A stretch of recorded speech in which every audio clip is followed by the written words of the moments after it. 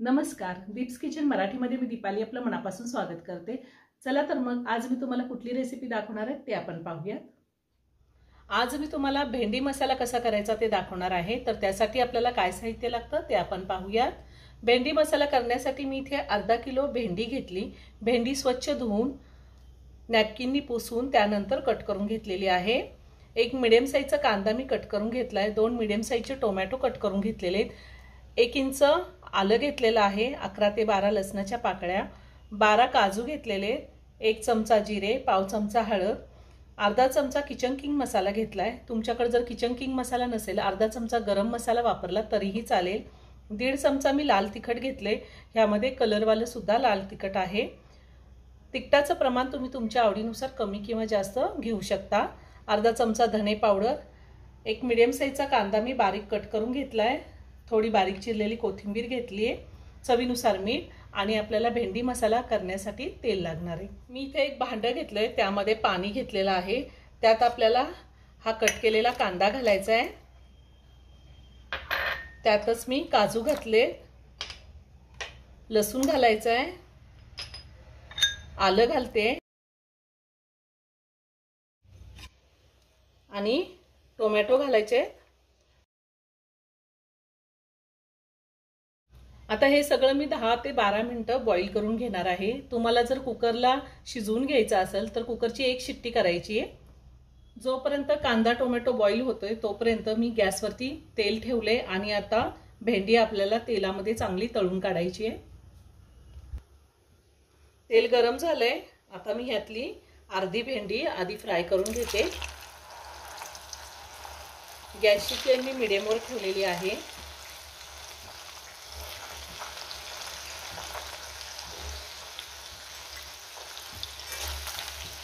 भेंडी आपल्याला व्यवस्थित फ्राय करून घ्यायची आहे। साधारण 4 ते 5 मिनिटं लागतील आपल्याला भेंडी फ्राय करायला।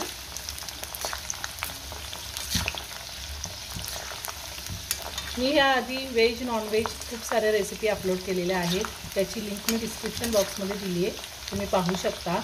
अजूनही तुम्ही माझं चॅनल सबस्क्राईब केलं नसेल तर नक्की सबस्क्राईब करा आणि शेजारी बेल आयकॉन क्लिक करा, म्हणजे मी ज्या रेसिपी अपलोड करते त्याचं नोटिफिकेशन तुम्हाला मिळेल आणि तुम्ही माझ्या रेसिपी बघू शकाल। तुम्हाला जर आपले दीप्स किचन मराठीचे मसाले हवे असतील तर वरील दिलेल्या व्हॉट्सअप नंबरवर तुम्ही कॉन्टॅक्ट करू शकता आणि मसाले ऑर्डर करू शकता। गॅसची फ्लेम लो टू मीडियमवर ठेवून मी भेंडी चांगली तळून घेतलेली आहे। आता मी काढून घेते आणि ह्याच पद्धतीने राहिलेली सगळी भेंडी मी तळून घेणार आहे। साधारण 12 मिनिटं झालेली आहेत। आता मी गॅस बंद करते। टोमॅटो आणि कांदा व्यवस्थित बॉईल झालाय। टोमॅटोचं असं साल काढून घ्यायचे। आता हे मी पूर्णपणे थंड करून घेते। कांदा टोमॅटो आलं लसूण काजू थंड झालेलं आहे। आता आपण ह्याची मिक्सरला बारीक पेस्ट तयार करून घ्यायची आहे।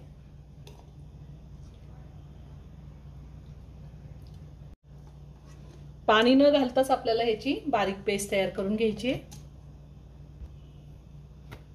पेस्ट मी तयार करून घेतलेली आहे। अशीच आपल्याला एकदम स्मूथ पेस्ट तयार करून घ्यायची आहे। आणि भेंडी सुद्धा आपली सगळी फ्राय करून झालेली आहे। मी ज्या तेलामध्ये भेंडी फ्राय करून घेतली होती त्यातलंच मी 2 चमचे तेल घेतले। आता त्यात मी जिरे घालते। त्यात आपल्याला बारीक चिरलेला कांदा घालायचा आहे आणि कांदा चांगला गोल्डन ब्राऊन रंगावर येईपर्यंत आपल्याला परतून घ्यायचा आहे। कांदा चांगला गोल्डन ब्राऊन रंगावरती मी परतून घेतलेला आहे। आता आपल्याला यामध्ये बारीक चिरलेली थोडी कोथिंबीर घालायची आणि त्यातच हे जे वाटण आपण तयार करून घेतले ते घालायचे। आता हे सगळं व्यवस्थित मिक्स करून घेऊया।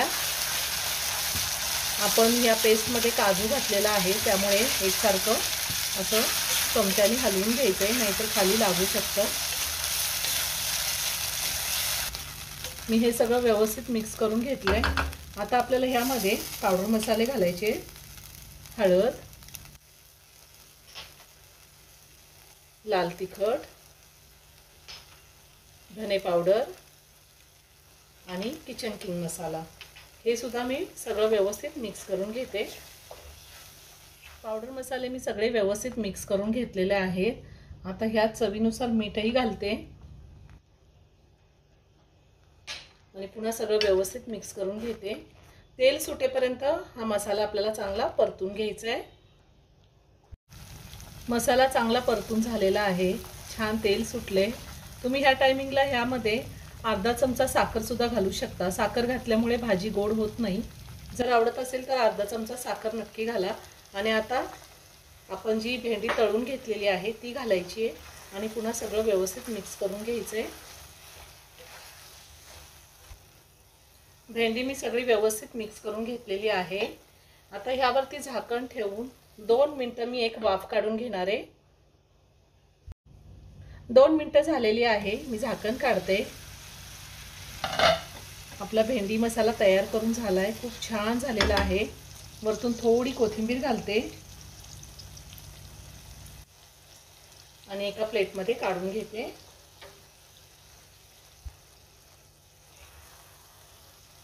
तुम्ही ह्या पद्धतीने एकदा भेंडी मसाला नक्की करून पहा, खूप छान होतो। मी ह्या आधी सुद्धा वेगळ्या पद्धतीने भेंडी मसाला तयार करून दाखवलेला आहे, तीही रेसिपी तुम्ही बघू शकता। तयार झाला भेंडी मसाला, खूप छान झालाय। हा भेंडी मसाला आपण चपाती, रोटी, नान कशासोबतही खाऊ शकतो, खूप छान होतो। तुम्ही एकदा नक्की करून पहा। व्हिडिओ जर आवडला तर व्हिडिओला लाईक आणि शेअर करायला विसरू नका। रेसिपी आवडली असेल तर कमेंट करून नक्की कळवा। पुन्हा भेटूया अशाच एका छानशा साध्या आणि सोप्या रेसिपी बरोबर। धन्यवाद।